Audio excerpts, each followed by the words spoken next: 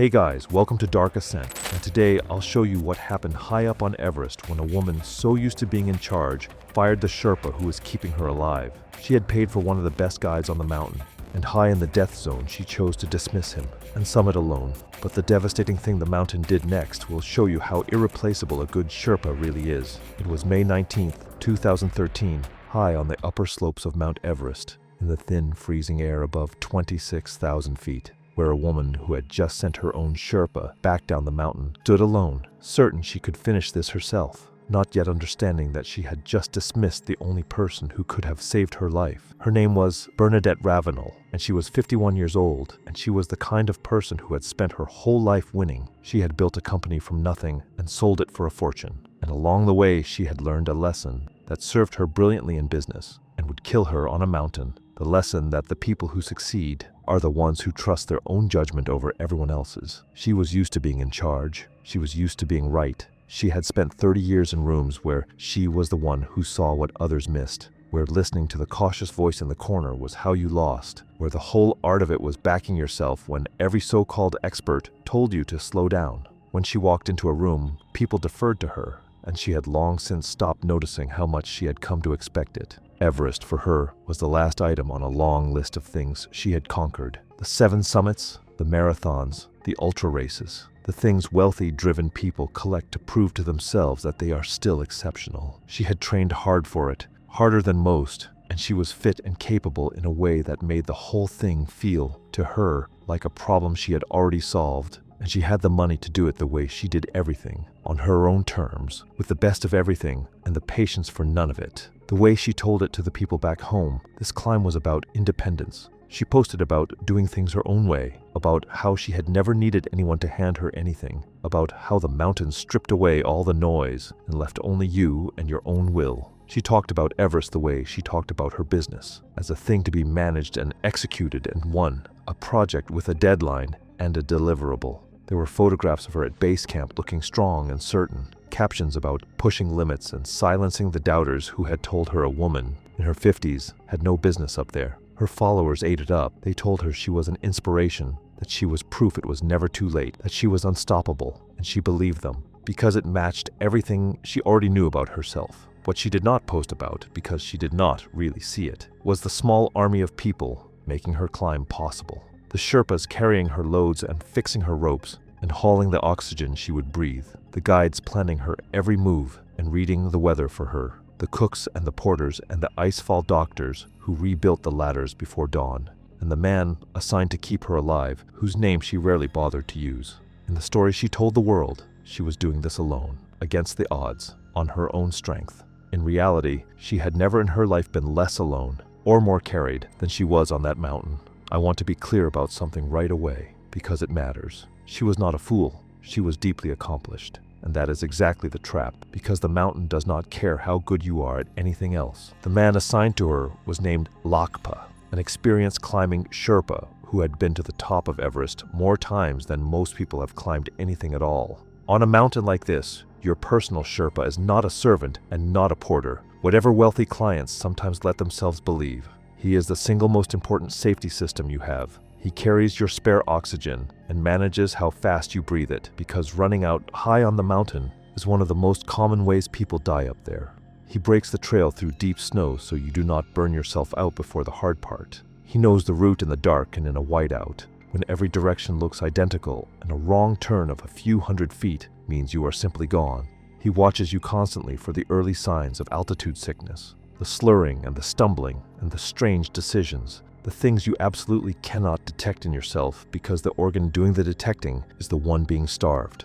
And if everything goes wrong, he is, realistically, the only rescue that exists up there, because no helicopter can fly into the death zone, and the other climbers around you are too oxygen-starved to save anyone but themselves. Decades of climbers have lived only because a Sherpa, half their size, carried, dragged, or talked them back down. He was not her employee in any way that mattered on that mountain. He was her lifeline, and she treated him like hired help. Here is what I wish more people understood about climbing this high. That Sherpa was not a luxury. He was her oxygen, her map, her early warning system, and her only ambulance, all in one person. To understand what she was climbing into, you have to understand the death zone. Above about 26,000 feet, the air holds only a third of the oxygen your body gets at sea level, and the human body cannot survive there for long. It is dying the entire time it is up there, and so is the mind. Your body cannot acclimatize at that height no matter how fit you are, no matter how many marathons you have run, because there is a hard ceiling above which human physiology simply runs out of room. People get slow and stupid without realizing it, their judgment quietly falling apart while their confidence stays exactly where it was, which is the single most dangerous combination imaginable. A person making worse and worse decisions while feeling completely sure of every one of them. The cold is savage enough to take fingers and toes in minutes. The simple act of climbing a few steps leaves you bent over and gasping, and the margin for error shrinks to almost nothing, so that a single bad decision, the kind you would shrug off anywhere else in the world, becomes the decision that kills you. It is the one environment on Earth where being in charge means nothing, where money buys you nothing extra, where the only thing that keeps you alive is doing the boring, humble, unglamorous things right, over and over, and listening to the person who has done it before. Down here, her confidence was a superpower that built an entire empire. Up there, that exact same confidence was the thing quietly pushing her straight off the edge. And that is what gets me. It is worth sitting for a second with how completely her whole life had trained her for the wrong response. For 3 decades, every time someone told her to slow down or be careful or defer to the cautious people, she had been right to ignore them, and she had the fortune and the trophies to prove it. Caution, in her world, was the thing that lost. But a mountain is not a boardroom, and the death zone is the one negotiating table on Earth where the other side never blinks, never bluffs, and never makes a deal. Everything that had made her formidable was about to meet the one opponent that could not be outworked, outspent, or outwilled. On the climb itself, the cracks showed early in the way she related to the people around her. She second-guessed the guides, pushed the pace when she was told to slow down, and dragged her feet when she was told to hurry, not out of weakness, but out of a reflexive refusal to be managed by anyone.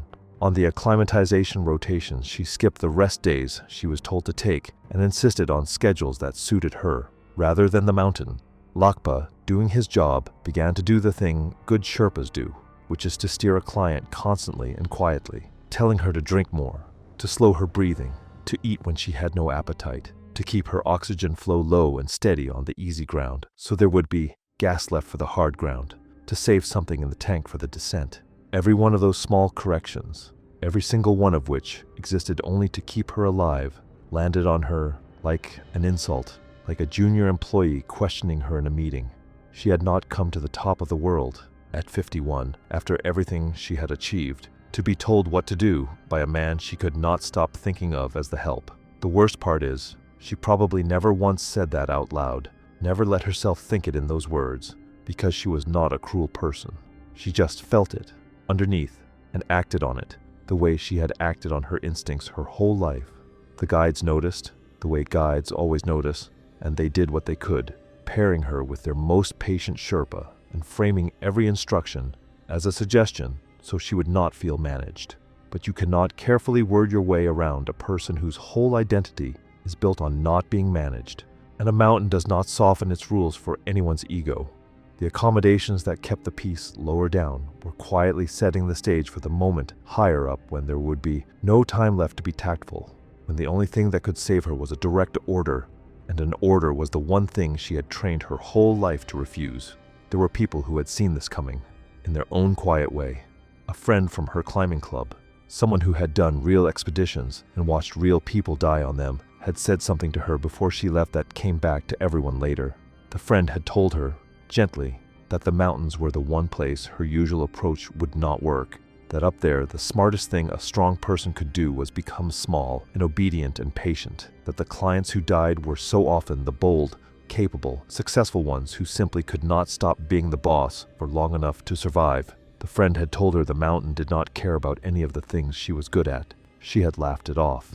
She said that was exactly the kind of small thinking that kept people ordinary, that she had gotten every single thing she had by refusing to be obedient, by trusting herself when the so-called experts were wrong, and she was certainly not going to start second-guessing that now, not on the biggest stage of her life. The friend did not push it any further, You learn, with people like that the certainty is the whole engine of who they are, and that you cannot talk someone out of the very thing that built them. Not with a warning, not with a story, not with anything. She left convinced, as she had always been, that the doubters were just describing their own limits. That conversation honestly haunts me.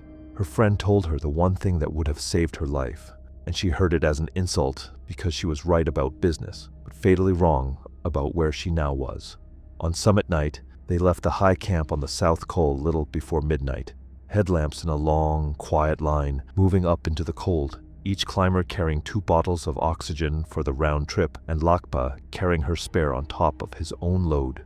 It did not take long for the thing that had been building the whole expedition to finally break. She was slow, far too slow for the clock, still down near the balcony at about 27,700 feet, when the strong climbers were already starting back the other way, and Lakpa knew, with the certainty of 100 summits, exactly what that meant. That they were behind schedule in a place where being behind schedule is a death sentence with a delay on it. Every reputable team enforces a turnaround time, a fixed hour after which you go down whether you have summited or not. Because the math is simple and merciless, a bottle of gas lasts only so many hours, the daylight lasts only so long, and the cold does the rest. The hour this team had agreed on was 11 in the morning. 11 came and went with the top still well above them, the 2 of them only then reaching the south summit at about 28,700 feet, the last hard rise before the final ridge. Lakpa checked the gauge on her bottle, watched the needle already sitting lower than it should this far from the top, ran the arithmetic of gas and hours in his head, and told her they were turning around. This was not a suggestion and not a preference. It was the single most important call a guide ever makes, the one the whole job comes down to, and he made it clearly and firmly and without leaving room for debate. 2 of the last climbers from their own team were right there, already starting down themselves, and they heard the whole exchange. And she refused, worse than refused. Standing there in the death zone, her judgment already quietly eroded by hours of thin air, the part of her brain that weighs risk already dimming, she decided this man was simply the obstacle between her and the summit she had paid for and earned and deserved. And she did the thing no one who truly understood the mountain would ever do. She told him she did not need him anymore, and she sent him down without her. Picture this moment with me. Her brain starved of oxygen. She looks at the one person who can get her home and decides he is the problem, and that is what the death zone does to a mind. People always ask why he did not just refuse, why he did not force her down or simply stay with her anyway, and the answer is one of the hardest parts of this whole story. A Sherpa cannot physically drag a grown woman down a mountain against her will, not at that altitude, not without both of them dying in the struggle. And he cannot force oxygen or obedience on a client who has formally, explicitly dismissed him in front of those last descending climbers. When she sent him away, she released him, and to keep following a client who had ordered him to leave would have meant burning his own oxygen and his own narrow margin of life on someone who did not want him there, in a place where lingering even an extra hour can kill the healthiest person on the mountain. He had a family. He had his own way down to manage, his own body on the same thin air and the same ticking clock. Lakpa argued with her, and by the accounts those climbers gave later, he argued hard, far harder than his job required, pleading with her to come down, telling her plainly and more than once that she would die if she went on alone. He used the few words of English he was sure she would understand, and he pointed at the sky and at her oxygen and at the route below. But she was immovable in the way she had always been, immovable, the way that had made her rich and successful, and in the end, unable to hear the word no from anyone about anything.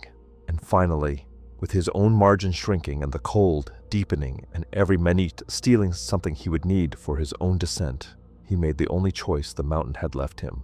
He turned and went down for help, carrying her spare bottle with him, the backup oxygen that rides on the Sherpa's back for exactly the moment a climber needs it most. It was the second of the 2 bottles her summit depended on, the one meant to carry her from the top back down to the col, and now it was going the wrong way. That left her with only the bottle already on her back, the one she had been breathing down by the hour, with no one to swap a fresh one onto her regulator, no one to turn her flow up when she began to fade, no one even to read the gauge she could not see over her own shoulder. She had enough to keep going up for a while. She did not have enough to get back down, and the one person who carried the answer to that problem was descending without her. And here is the cruelest little detail, the one I keep snagging on.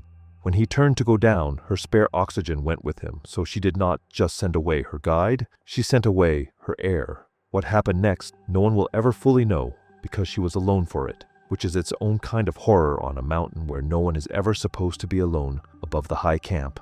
We do know she reached the top, or very near it, because a pair of climbers from another team, among the very last coming down that day, crossed her just below the summit and took the photograph that later went around the world. A small lone figure on the summit ridge, far too late in the afternoon. That was the last time anyone saw her alive. You can imagine the feeling she must have had up there, if she had any clarity left at all. The vindication, the proof that she had been right and the man who doubted her had been wrong, standing on the very top of the world, having done it her way, alone, against all their warnings. It must have felt, for a moment, like the greatest victory of a life full of them. But the summit of Everest is not the achievement, and every experienced person on that mountain knows it.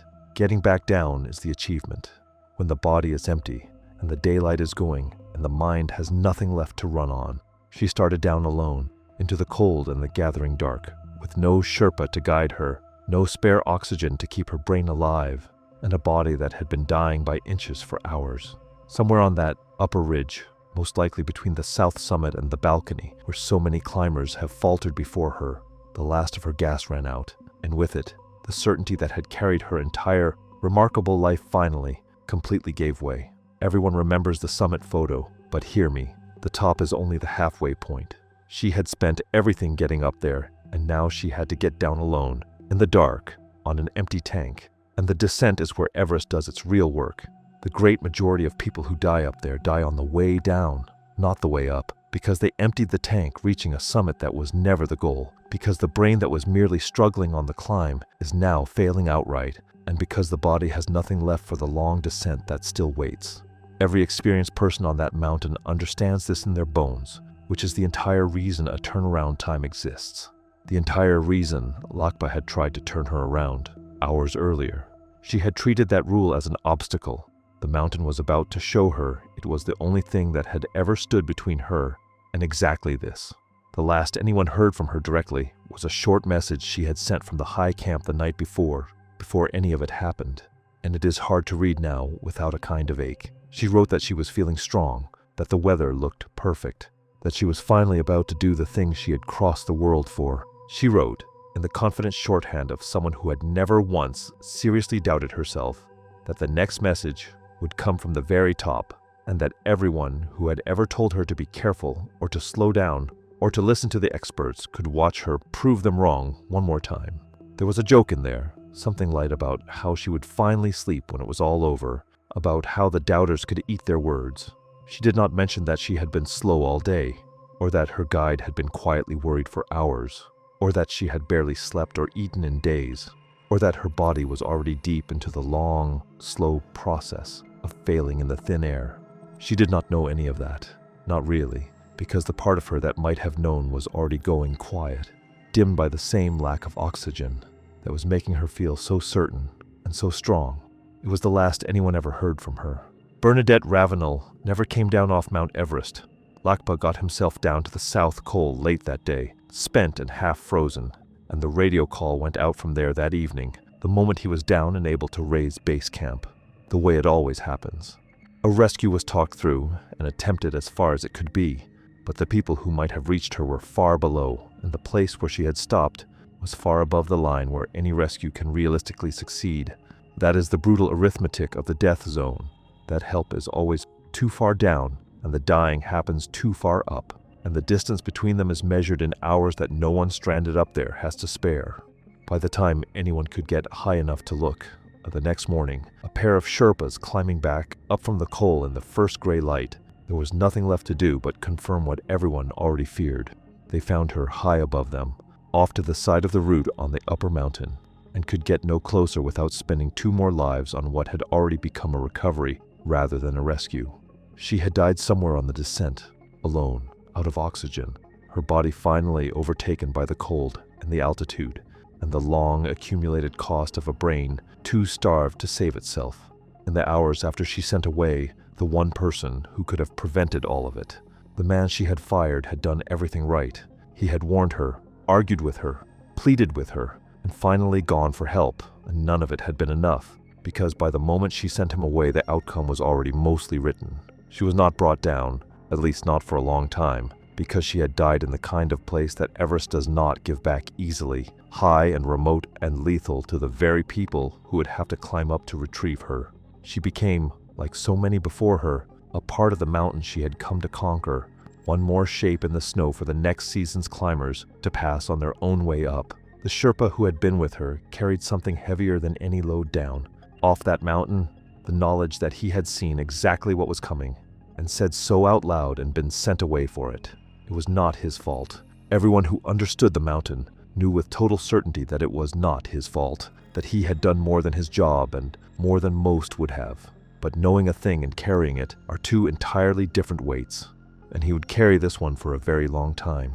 He did his job perfectly, warned her, begged her, and still has to live as the man who walked down while his client died. None of it was ever his to fix, and that is the part that hurts me. In the end, the thing that killed Bernadette Ravenel was not the mountain exactly, and it was not bad luck, and it was not even the thin air.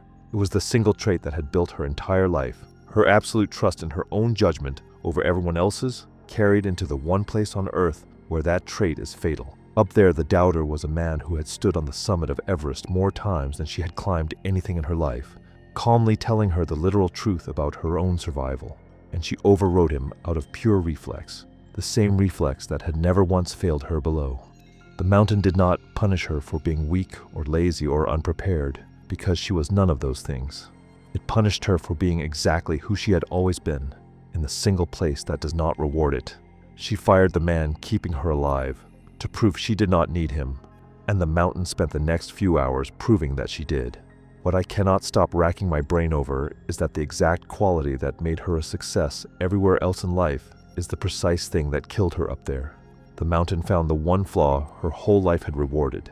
I do not tell this story to make her a villain, because she was not one. She was brilliant and brave, and she had earned almost everything she ever got by trusting herself when other people doubted her, right up until the precise moment it becomes lethal. The hard truth buried in her story is one that should make all of us a little uncomfortable, which is that the strengths that carry us through ordinary life are not always the strengths that keep us alive at the edge of it, and sometimes they are the exact opposite. The instinct to back yourself, to push through resistance, to override the cautious voice and trust your gut. That instinct builds careers and companies and extraordinary lives. It also walks people straight off the top of the world. The mountain does not care about your resume or your net worth or the long list of times you were right when everyone said you were wrong. It asks one question and only one: whether you can set down the thing that makes you who you are long enough to listen to the person who knows more than you do about the only subject that matters up there, staying alive. She could not set it down, and the man who could have saved her was walking back down the mountain, exactly as she had ordered him to, listening into the wind for a radio call that was never going to come.